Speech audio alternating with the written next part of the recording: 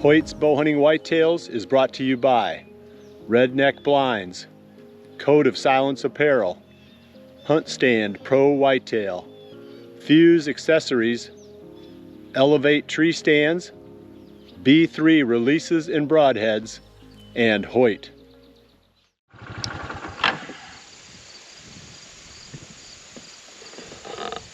Welcome to Hoyt's Bowhunting Whitetails. Jordan and I are parked down in the valley looking up at these ridges to the east of us, to the northeast. You know, we're trying to figure out where that buck is living that Jordan's gonna hunt, because that means everything when it comes to setting up the stand, you know, that we're gonna use for opening day. So in front of us are a series of 3 ridges. We've got a long one. The upper end of that is where that open gate is with that little food plot. And we had a bunch of pictures of him there. The daylight pictures ran out sometime around the 19th of September. And at first I thought he was bedded on the back side of that and then, you know, popping out through there. Well, then we started getting daylight pictures of him on the 3rd ridge, which would be the one farther to the north. That's the same ridge where that buck that I was hunting last year, where he was living. So we had a camera there on another open gate, and we started picking up a lot of daytime pictures of him there. So I thought, well, for sure he's got to be living out on that point, and that's why we're getting the pictures of him. That's the smaller ridge that sticks out kind of into this valley, right? Yeah. Okay, so we got 1 ridge, 2, that's the middle, and then 3.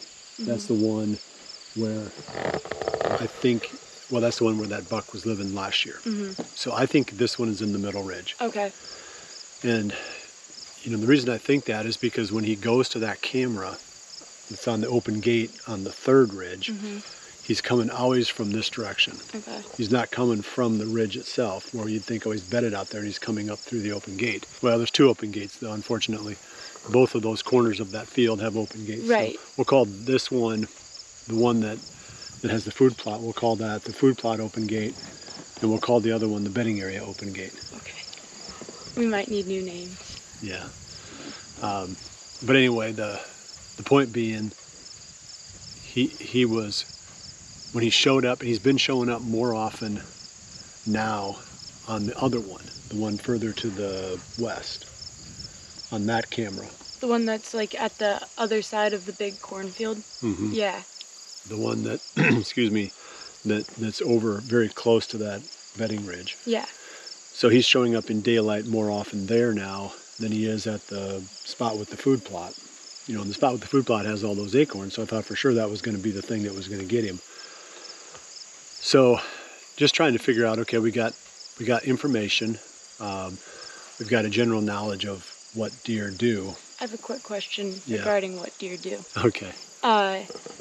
Would you say that if they're feeding or moving around, showing up on cameras during daylight, do they tend to stick closer to their bedding areas, or would they be closer to their bedding areas at night? No. The first pictures you get of them in the evening is closest to their bedding area, usually, because what you're always trying to figure out is when they approach a camera, what direction are they coming from and why. And so that's what finally gave this one away, because every time he approached the camera on the other open gate, not the bedding area, or the food plot one, he was coming from the east.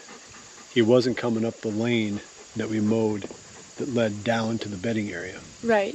So that told me that he wasn't bedding out there. Right. So the only thing that's back to the east then is this other one, this other ridge right in the middle. And if he was bedding all the way to the west or the southwest, he'd be coming into that other area first. So the first thing he's doing when he gets up is he's, recently at least, not every single night unfortunately, but he's been going west, popping out through the brushy grass, right at that corner. And I think he's cutting across and going over and eating some apples, and then kind of milling around. And there's another element to this that also adds in.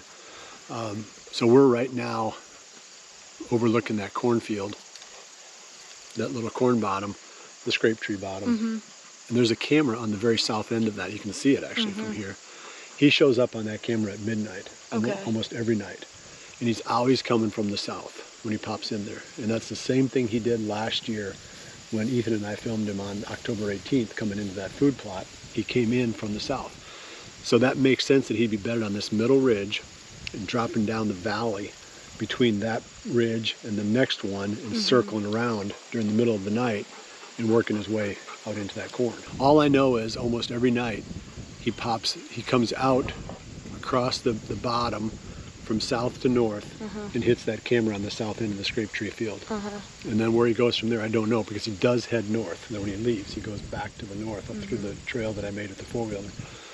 So, and again, he's not showing up. You know, we have a lot of dots that we can connect, a lot of data points. So I know this gets a little bit complicated. And it's probably easier, you know, as we lay it out on the diagram. It'll be easier when you can like see it and see the paths and stuff like that.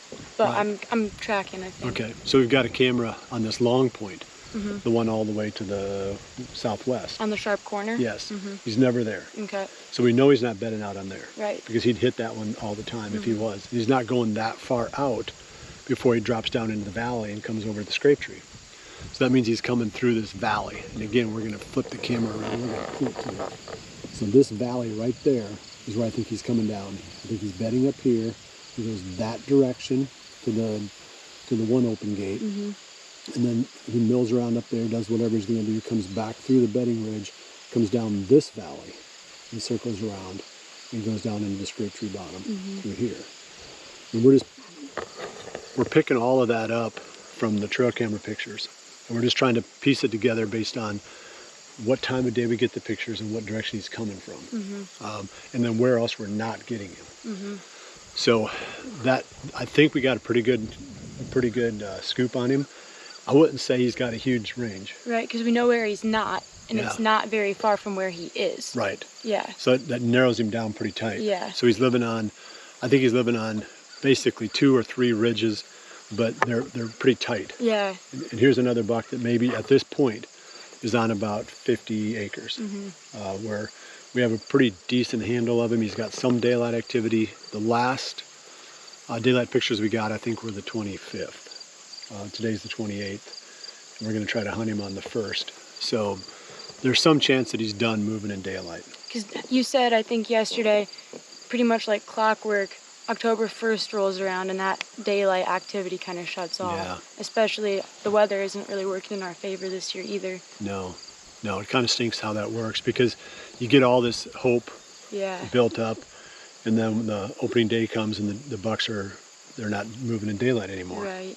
So it's just the hard reality of how they behave. It's not anything that we've done. Right. It's their physiology.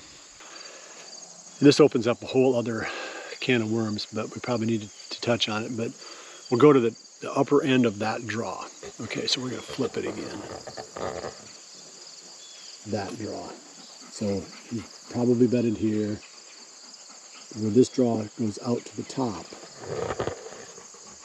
that's where we're going to be. Because usually when they travel, they follow the contours and they go up around those draws. They go up around the ditches. Because there's usually some kind of a ditch where it's, not as easy to cross. They don't usually go down into a ditch and then back up, and then they'll go around. So we're going to hunt him at the upper end of that draw, right where it comes close to the field top. So we got a south wind forecast. We're going to try to be on the north side of the top of that ditch. And that way, as he comes off that bedding area and heads towards the open gate to the west, in that direction, maybe the apples or whatever he's doing over there. Any of our scent would be blown off. Right, and he will never cross downwind of it. Right. So he'd be going out into that standing cornfield. Right. We can park along the standing cornfield. We can sneak in and jump into the stand there.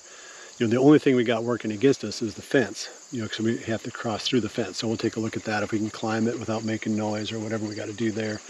Because we're going to be within a couple hundred yards probably of where he's bedded, if that works. So that's going to be our plan for the rest of today, is to get those stands up and then figure out exactly, where at the head of that draw we can set up.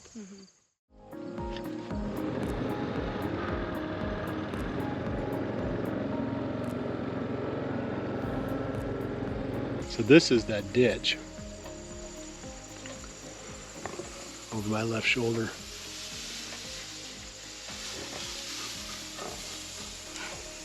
His Bentley's down in there.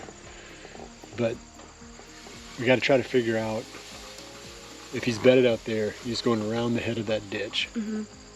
Where are we going to be? I mean, any one of these three trees would seem to be an obvious one. We're going to pick the one in the middle because it looks like it's the easiest one to climb. What are we going to do about the fence? I think you can crawl through it. You don't think that'll be too much like scent or something? No, because they're going to smell us crossing through that longer grass anyway. If he's right here between the fence and that tree, that's your shot. Yeah. As soon as he hits our scent there, boom. Yeah. It's on the other side where I think we're going to get into. You'll see him because the ditch is right below that tree. That makes sense. And if I remember right from scouting this, the ditch is really deep there, and there probably is a pretty solid trail going around the head of it. And he might be right there. I mean, he might be 15 yards away, just downhill, going around the end of that ditch too. But if he comes along the fence, then as soon as he hits our scent, that'll be your shot.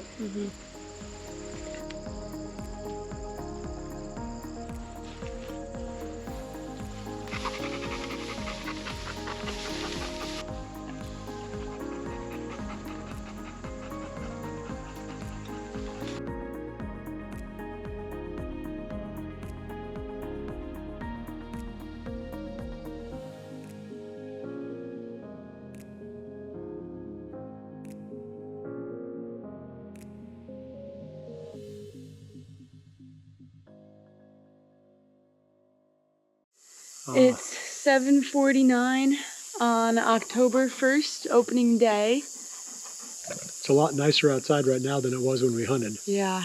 We did hunt this afternoon, and the audio wasn't working on the GoPro footage that we got. So we're going to narrate our way, voice over our way through the evening's hunt. We'll start by saying that it was 90 degrees, and I've never hunted whitetails in 90-degree weather anywhere, let alone in Iowa. So I didn't even know how to dress. We went in light and expected the worst, and we were not surprised. Bugs. Bugs were bad. The bugs were bad. And we didn't hunt my stand because I tweaked something in my shoulder trying to shoot my bow a couple days ago, and we figured it would be better to not risk me not being able to draw back my bow, us going into that spot and stirring everything up, leaving a bunch of scent. So we went to the open gate. We went to the scrape tree stand, and I filmed. It was my first time filming, so I filmed Dad hunt on that one. Yeah, and it was just kind of a first run. You know, you always have to break the ice. You know, every year, just getting your equipment out, getting it figured out, and then for Jordan, getting a little bit more familiarity with filming. So, you know, it served a purpose. We really felt like we were cutting our losses on today's hunt. I mean, when it's 90 degrees out, you really don't want to go into your best spots with so little chance of the deer moving in daylight. Right. We've seen a few bucks on camera. I did pull the cards today before we went out that were pushing daylight still. So that's a little bit rare, but again, they were a few days ago. We'll see what the cards, do next time around. But I think there are some chances yet, and we'll talk about it on Wednesday. We've got that Whitetail Watch series that we're producing now. So, check back on Wednesday. We'll talk more about what we're seeing on camera, what the deer are doing, and as the weather is changing now this coming week, there might be some really good opportunities coming up, for everybody. So, and we discussed too briefly, and we'll probably go into it more Wednesday, but in the next few weeks, if we're not seeing the opportunity to get on the bucks that we're after, we talked about going and hunting some of the public land down by the Mississippi River just for a kind of an adventure, something fun to do. So yeah, it'd be fun to get Jordan's boat out again and just mess around out on the islands. That's all public down in there. We called the hunt off early because of the bugs. It was brutal. They were all over us. So that's really a recap. Nothing special from the first day, but when it's that hot, you can't expect much. We've got our little friend down here. That's what all that loud breathing is. And we're going to call it quits here for the week. Like I said, come back and check it out on Wednesday, the Whitetail Watch episode. But other than that, we'll see you right back here again next week for the next episode of Hoyt's Bowhunting Whitetails. And remember to always dream Big. big.